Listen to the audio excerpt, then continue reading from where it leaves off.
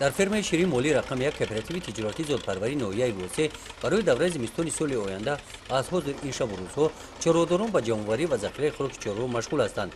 در این فرما حیوان شاخدار کلان زود شوید زیبامونان پرورش یافته در برابر خوشزاد کردن چرو شیر استحصال کرده می شود.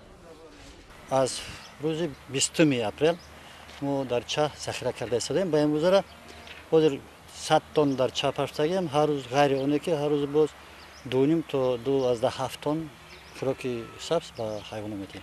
فرمای شیرین مولی رقم یک در دهه نوآبادی جماعت دهات توگرک نوحه واسه سال 1956 تشکیل شده است. بعد تجدید کلخوز با کوپراتیو استحصالی خوجمومین گذشت. آخر سالهای 90 عصر گذشته این فرما در حال نابودشوی قرار داشت. سال 2000 غلام سعیدов همچون متخصصی ساحه چروداری در این فرما مدیر فرما تعیین گردید و فرما را اجاره گرفته آن را تا به امروز نگاه می‌دارد. این فرما را ما گرفتم و زوترالش خراب و خزان بود. 7 مال ذاتی خودش موندگی بود که هر کدامش 13-14 سالی داشت.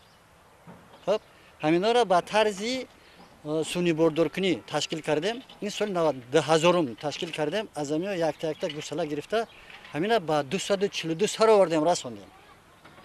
خب مولا یک چند قدری که اینجا در محله بود همش نیست نابود کردیم. نیست نابود با طرز اون نه که گوشت دادیم زوت دیگرگون کردیم.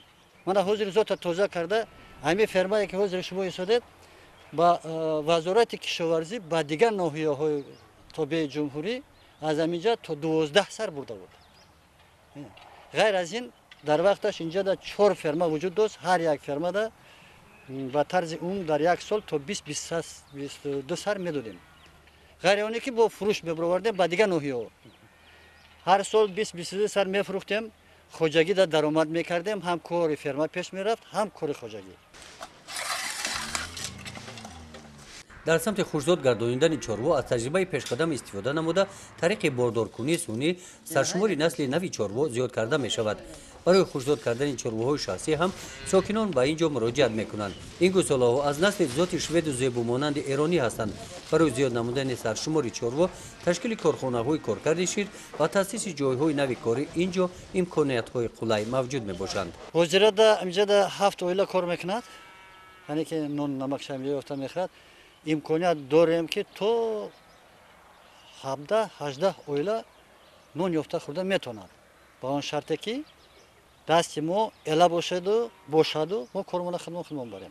جمع عمومی اگر اویلا را هر کدام شاید 10 نفره بگیریم 70-80 نفر اینجا نون یافته میخورد.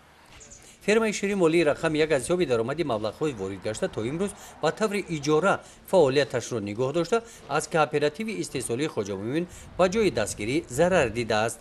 اوید فعالیت من بعد با دستگیری مقامات اجرایی حاکمیت دولتی ناحیه و حکومت جمهوری تاجیکستان نیاز دارد. گزارش خواجه نظریف خدای نظر ظهور از ناحیه واسه برای برنامه اطلاعاتی نوید.